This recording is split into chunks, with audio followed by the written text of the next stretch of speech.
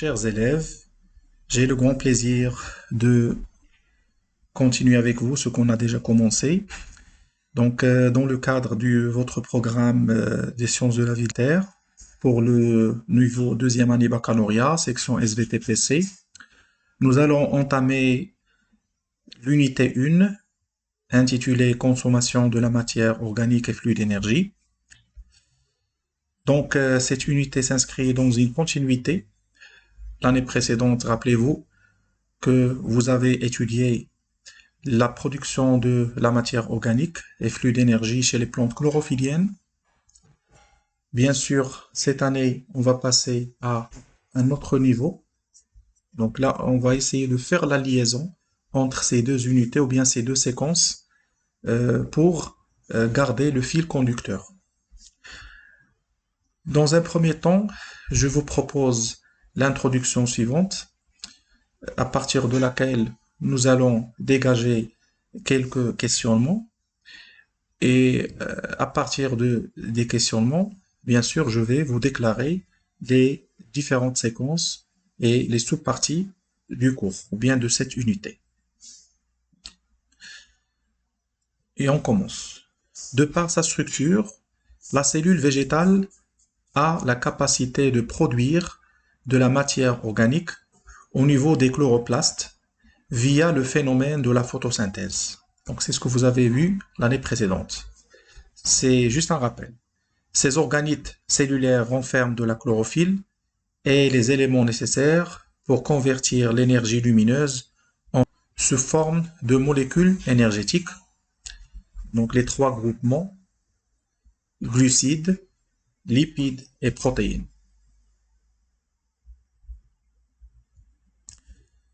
À l'inverse, la cellule animale, l'unité structurelle et fonctionnelle des organismes hétérotrophes, dont les êtres humains, c'est-à-dire que nous aussi, nous sommes considérés comme des organismes ou des êtres vivants hétérotrophes.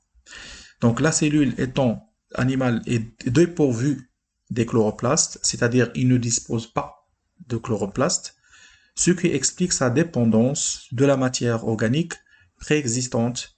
On dit qu'elle consomme de la matière organique. D'où le titre ou bien l'intitulé de l'unité 1 cette année. Donc là, on va aller dans un autre cadre. Donc la consommation qui sous-entend la dégradation, le catabolisme, etc. Pour cela, la cellule animale utilise la matière organique pour extraire l'énergie stockée avant de la convertir en monnaie énergétique directe. C'est la molécule d'ATP qui est l'acronyme ou bien l'abréviation de adénosine triphosphate. Et l'année précédente, vous avez vu que cette molécule d'ATP, qui est synthétisée pendant la phase 2 de la photosynthèse, permet à la cellule de réaliser différentes activités comme les échanges gazeux, type transport actif. Donc, il lui permet de réaliser ces différentes activités. Et là, on peut donner plusieurs exemples. Renouvellement, division bien sûr de la cellule, échange gazeux. Et je viens de donner l'exemple du transport actif qui se fait contre le gradient électrochimique, etc. Donc là, on peut donner plusieurs exemples. Et cette année, Inch'Allah, on va voir d'autres exemples. C'est-à-dire, autrement dit, que la cellule animale, بما أن ليست لديها القدرة على إنتاج المادة العضوية بشكل مباشر كما تفعل الخلية النباتية، فهي تعتمد على مادة عضوية منتجة مسبقا. بطبيعة الحال هنا نتحدث عن الخلية الحيوانية باعتبارها الوحدة البنيوية والوظيفية للكائنات غير ذاتية التغذية بما فيها الإنسان. ماذا نعني بالوحدة بنيوية ووظيفية؟ بنيوية لأنها تشكل مختلف أعضاء الكائن الحي. وعندما نريد دراسة كائن معين سواء نباتي أو حيواني فنحن نكتفي بدراسة أصغر وحدة أو الوحدة البنيوية فيه وهي الخلية، يعني قاعدة اللي كنتو شفتو في الأولى إعدادي. وظيفية لأن لها وظائف. إذا وظيفة الخلية الحيوانية فهي تختلف عن وظيفة الخلية النباتية. الخلية النباتية عندها عضيات خلوية من بينها البلاستيد الخضراء اللي هي الكلوروبلاست التي تعطيها القدرة على إنتاج أو صناعة المادة العضوية باستعمال الطاقة الضوئية وعناصر أخرى مثل الماء والCO2. بخلاف الخلية الحيوانية لا تتوفر على هذا العضي. دونك il n'a pas de chloroplast وبالتالي فهي تحتاج مادة منتجة مسبقا للحصول على الطاقة. إذا هنا الفكرة الأساس أن الخلية الحيوانية تقوم باستخراج هذه الطاقة المخزنة على مستوى المادة العضوية لطبيعة الحال تركيب جزيئات ال ATP التي ستوظفها في مختلف أنشطتها الخلوية. لماذا ال ATP؟ لأن ال ATP تعتبر عملة طاقية مباشرة، بمعنى تستعمل بشكل مباشر. ونرجع للمثال ديال السيارة مع الوقود. السيارة بدون وقود لا يمكن أن تشتغل، في حين لا عطيتيها شي حاجة أخرى من غير الوقود، مثلا إذا كان نقود، أنت عندك سيارة، فالنقود هي طاقة بالنسبة للسيارة لكن غير مباشرة، فهي النقود في هذه الحالة هي المادة العضوية، السيارة هي الخلية. لكن الوقود المباشر هو المحروقات اللي كديك الوقود، يعني بنزين أو غازوال. واضح؟ إذا هنا هذه مسألة مهمة، أن الخلية تأخذ المادة العضوية وتخضعها إلى سلسلة من التفاعلات الكيميائية، أو نقول تفاعلات استقلابية، دونك دي فوا ميتابوليك، لاستخراج هذه الطاقة من أجل تركيب ال ATP التي ستوظفها من بعد بشكل مباشر في أنشطتها الخلوية. Donc à partir de ces données, on peut se poser les questionnements suivants. 1. Quelle voie métabolique, on parle aussi de réaction, ou bien quelle réaction mobilise la cellule animale pour extraire de l'énergie stockée dans la matière organique? Et c'est ce qu'on va élucider et étayer au niveau du chapitre 1. Donc là, déjà, c'est le plan de votre cours. 2. Quelles structures cellulaires sont-elles impliquées dans ces réactions? Comme on a fait pour la photosynthèse l'année précédente, donc là, on devrait bien sûr déterminer et repérer les structures cellulaires qui sont impliquées, c'est-à-dire qui sont responsables de ces différentes réactions. 2. Ou bien 3. Comment la cellule utilise-t-elle de l'ATP pour réaliser ses activités? Et cette année, Inch'Allah, comme je viens de mentionner, nous allons étudier l'exemple de l'activité mécanique, bien sûr, qui dit activité mécanique, dit mouvement, et bien sûr dit cellule musculaire, et plus précisément la cellule du muscle squelettique strié. Donc c'est ce qu'on va bien sûr détailler davantage au niveau du chapitre 2. Donc l'unité 1 va être traitée selon 2 chapitres. Le chapitre 1 nous permettrait de comprendre les différentes réactions bien sûr nécessaires ou bien responsables de la libération de l'énergie stockée dans la matière organique. Et chapitre 2 nous permettrait d'étudier un exemple d'activité cellulaire dans laquelle il y a bien sûr mobilisation et utilisation de l'ATP.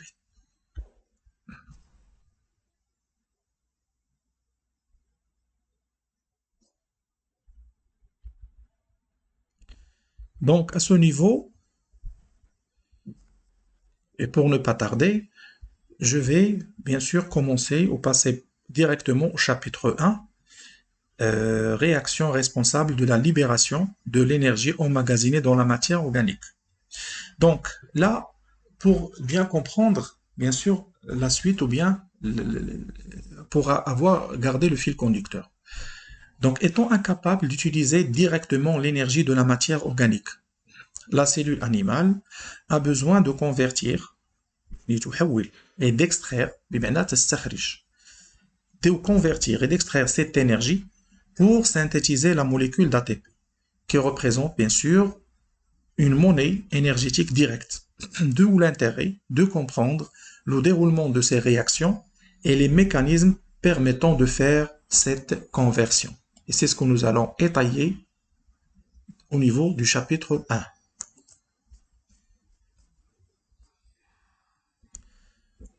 Pour cela, donc le chapitre 1 va être décliné en plusieurs activités et on commence par l'activité 1, mise en évidence des voies métaboliques. Donc à partir d'un certain nombre de données expérimentales, nous allons démontrer comment peut-on déduire les voies métaboliques. On parle aussi de réactions qui sont impliquées dans cette extraction. Donc là, vous avez une question qui nous permettra d'exploiter les données du document 1. La question est la suivante. Après avoir analysé les résultats, donc là, il y a une question qui est composée. يعني سؤال مركب. Donc on a l'analyse, بمعنى التحليل. Montrer, بمعنى هنا تبين أو وضح. C'est-à-dire expliquer. Montrer les caractéristiques mises en évidence ici de chacun des types de métabolisme. D'accord?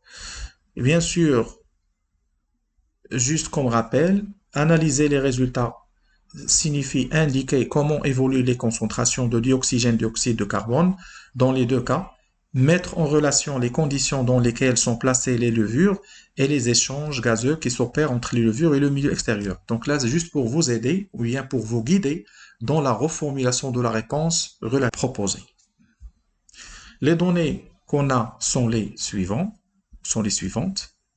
Dans le but de rechercher les caractéristiques des deux types de métabolisme permettant la libération de l'énergie emmagasinée dans la matière organique, on propose l'étude des données suivantes. Donc là, vous avez l'expérience 1. Donc avec un montage expérimental au niveau de la figure 1. La figure 1. Donc je vais rapidement lire les données pour passer, bien sûr, à la reformulation de la réponse. On place dans le bioréacteur du dispositif Exao, la figure 1, ce que vous avez ici, une solution de levure bien oxygénée de concentration connue, 10 grammes par litre, et deux sondes, une sonde à dioxygène et une sonde à dioxyde de carbone. Donc, ici, les sondes, pour vous faciliter les choses, permettent de déterminer la concentration de l'oxygène et de dioxyde de carbone, O2 et de CO2. On ferme le bioréacteur, on met en route l'agitateur de façon que la solution soit toujours bien homogène et oxygénée. On relie chaque sonde à son interface et les deux interfaces à un ordinateur. On démarre les mesures, puis au bout de 3 minutes, et plus précisément à temps T1, on injecte 1 millilitre de solution de glucose, cette fois à 5 grammes par litre.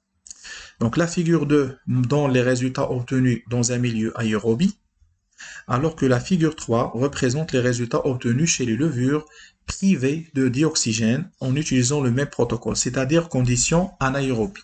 Donc juste pour comprendre, le terme aérobie veut dire un milieu où il y a présence de l'oxygène, alors que le milieu où les cellules sont privées de dioxygène, c'est un milieu anaérobie, c'est-à-dire absence de O2, d'oxygène. Donc là, les enregistrements obtenus dans les deux milieux, voilà la figure 2, milieu aérobie, et la figure 3, là, au milieu anaérobie. Donc là, bien sûr, après un moment de réflexion, pour bien analyser les choses, et bien sûr démontrer les voies impliquées. Donc là, on peut proposer les réponses suivantes. Au niveau de la culture bien oxygénée du montage 1, après injection d'1 millilitre de solution glucosée, la concentration de dioxygène diminue et la concentration de dioxyde de carbone augmente. Là, vous pouvez le remarquer au niveau de la figure 2. Dans un milieu aérobie, donc là, on va démontrer. Les levures absorbent du dioxygène et rejettent du dioxyde de carbone. Ces échanges gazeux caractérisent le métabolisme de la respiration cellulaire. Donc, ce n'est pas nouveau pour vous. Quand on parle de respiration, qu'il soit pulmonaire, que vous avez déjà vu au collège, ou bien cette fois-ci cellulaire, c'est un échange entrée d'oxygène et sortie de CO2. C'est ce qui explique que la concentration de O2 augmente progressivement, et alors que la concentration de CO2 diminue. Cette fois, on va passer à la figure 3. Au niveau de la culture non oxygénée du montage 2, après injection de 1 millilitre de solution glucosée, la concentration en dioxygène diminue et devient nulle très rapidement. Au cours de ce bref moment, la concentration de dioxyde de carbone augmente légèrement. Puis, donc la suite, à partir du moment où il n'y a plus de dioxygène dans le milieu, la concentration de dioxyde de carbone augmente rapidement. Dans ce cas, c'est-à-dire dans ces conditions anaérobies, les levures rejettent du dioxyde de carbone. Ces échanges gazeux caractérisent le métabolisme de la fermentation. Bien sûr, là, on va préciser, parce que cette année, vous allez voir deux types de fermentation. Donc là, on parle de fermentation alcoolique. Donc le processus de la fermentation caractérise le milieu anaérobie, bien sûr pour certaines cellules, comme les levures. Donc là, pour la figure 2, juste pour comprendre, la diminution de l'oxygène avant le T1 s'explique par le fait que les levures, à un moment donné, ont utilisé la respiration cellulaire parce qu'il y a eu de l'oxygène. Mais puisqu'il s'agit d'un milieu fermé, hermétique, il n'y a pas d'oxygène. Donc, l'oxygène qui a été disponible, les cellules l'ont épuisé. C'est ce qui explique que la concentration O2 à un moment devient nulle.